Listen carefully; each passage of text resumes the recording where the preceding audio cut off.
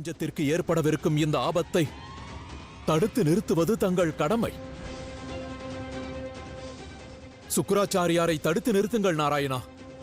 பிரபஞ்சத்தை பேரழிவிலிருந்து காப்பாற்றுங்கள். துரித கதியில் ஏதேனும் செய்யுங்கள். அசுரமாதா, வரலாற்றில் அனைவரும் உனது தியாகத்தை நினைவில் கொள்ளும் வகையில் ஏதேனும் ஒரு பொருளை இக்கணம் தியாகம் செய்துவிடு. நிச்சயமாக குருதேவா. நான் அளிக்கவிருக்கும் இந்த ஆகுதியை இவ்வையகம் நினைவில் கொள்ளும்.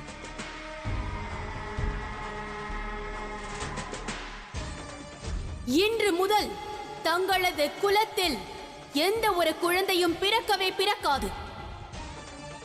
உனக்கு பிள்ளை பேறு வழங்குவதற்கு நான் அன்றும் தயாராக இருக்கவில்லை, இக்கணமும் தயாராக இல்லை. ஆதிசக்தியின் வடிவமான மீனாட்சியின் சாபத்திற்கு பிறகும் கூட எனக்கு நம்பிக்கை இருந்தது. என்னை மணந்த என் சுவாமி மகரிஷி காசிபர் விரும்பினால் இந்த சாபத்திற்கு தீர்வு காண முடியும் என்று, குழந்தை பேறு பெற முடியும் என்று. ஆனால் அவர் அவ்வாறு செய்யவில்லை. இனி எனது கருவில் இருந்து ஒரு அசுர மைந்தன் பிறப்பதற்கு வாய்ப்பில்லை. இந்த கருவறையை கொண்டு என்ன செய்வது? ஆகையால் நான் அசுர மாதா திதி இன்று இந்த யாக குண்டத்தில் எனது கருவறையை ஆகுதியாக விடுகிறேன். கருவறையை ஆகுதியாக விடுகிறேன். கருவறையை ஆகுதியாக விடுகிறேன்.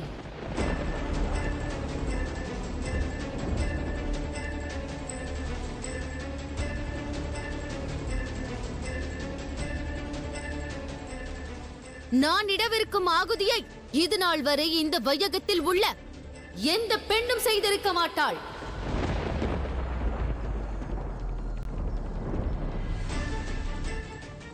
இன்று இந்த யாக குண்டத்தில் இருந்து யார் உதயமானாலும் அது எனது கருவறையில் இருந்து உண்டானதாகும். ஹர ஹர மகாதேவா.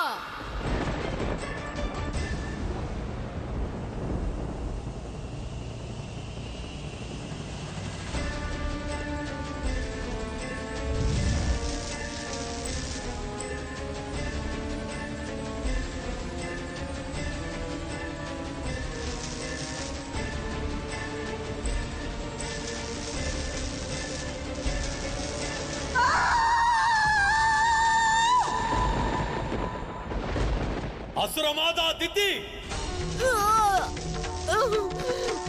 அவ்வாறு செய்யாதீர்கள்.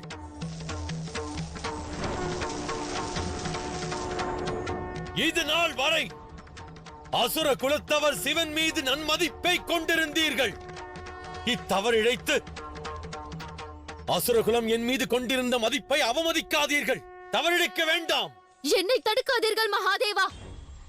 இன்று இந்த வையகமே அசுரர்களின் முடிவையும் அசுர குருவின் பிடிவாதத்தையும் காணும்.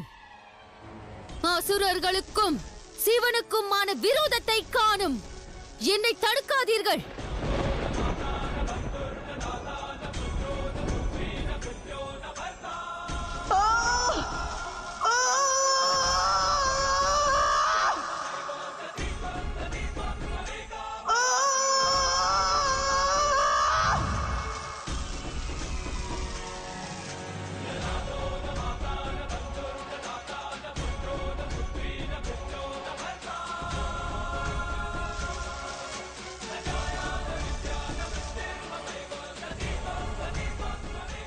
நான் அசுர மாதா திதி நடந்து கொண்டிருக்கும் வேள்வியில் முதல் ஆகுதியாக எனது கருவறையை இடப் போகிறேன்.